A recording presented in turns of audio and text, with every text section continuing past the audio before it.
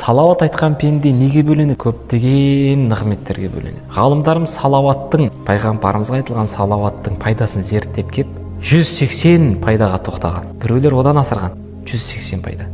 Осы жерде құптаннан кейін отырдыңыз ба, кеткеніңізше сол 180 пайданың бәрін аласыз. Кейбіреуін біз көрмейміз, кейбіреуін сезбейміз, бірақ 180 пайда беріледі сізге. Оның бірнешесін айтып кетейін. Алдағы келе жатқан ауру, бәле-қала, уайым қайғы, соның бәрі салауаттың құдіретімен Алла беріп қойған. Бәрін алып тастайды. Өміріңізге береке береді. Отбасыңыздағы мәселе ақырындап шешіле береді. Кеп тұрған анау денеңізге кеп тұрған аурудың бәрі кете береді. Жүректегі уайым, қайғы, стресс, соның бәрін алып тастайды. Қаныңыз бір қалыпқа түсіп айналады. Салауат.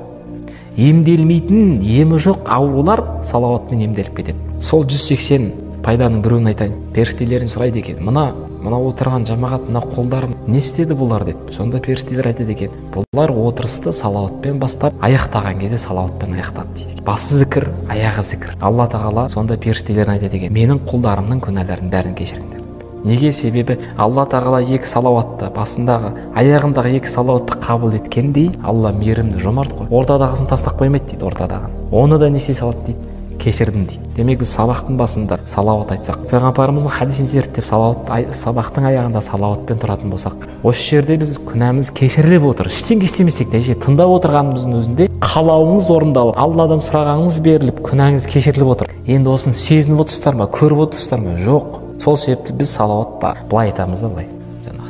Еске түскенде айтып қоямыз. Бірақ шын мәнінде осы жерде қазір сіздер мен біздердің ортамызда кім отыр? Періштелер отыр, нұрдан жаратылған. Неге оны көрмейміз, неге сезбейміз? Себебі біз алыстап кеткенбіз, Құраннан алыстап кеткенбіз, сүннеттен алыстап кеткенбіз. Көзімізге дақ толып кеткен. Перделердің бәрі жабық. Ол болатын зат, кейбір оны қиял қылып қабыл, бұл ертегі деп қабылдайды, субханалла. Олай емес, құрметті жамағат. Бұл хақ. Имам Сюти деген ғалымды естідіңіздер ме? Шафиғи мазһабында 61 жасында қайтыс болған, өмірден өткен. Сол жасқа дейін, 61 жасқа дейін 700 кітап жазып кеткен. Қалай жазған? 700 кітапты 61 жыл деп есептеп көріңіз. Енді мен өз ақылыма сап көрейін. Әр бір жылда бір кітап жаздым дегеннің өзінде 61 кітап жазамды. 700 кітап еңбек шығарма 61 жасында жазып кеткен. 61 жыл. Қалай үлгерді?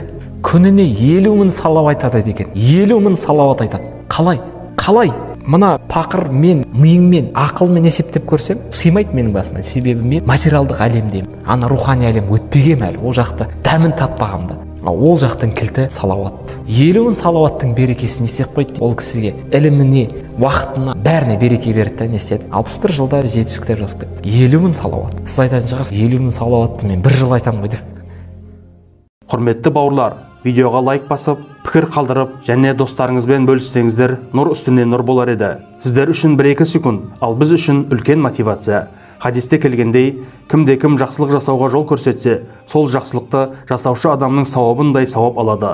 Құдай қаласа, каналымызда көптеген пайдалы және қызықты видеолар шығатын болады. Авторлық роликтерімізбен қатар, еліміздің белді уағызшылары Ерлан Ақатаев, Жарқын Мырзатай, Абдуғаппар Сманов, Хафизулла және тағы басқа ағаларымыздың үздік уағыздары шығып тұратын болады. Бізбен бірге болыңыздар. Ассаламу алейкум ва рахматуллахи ва баракатух.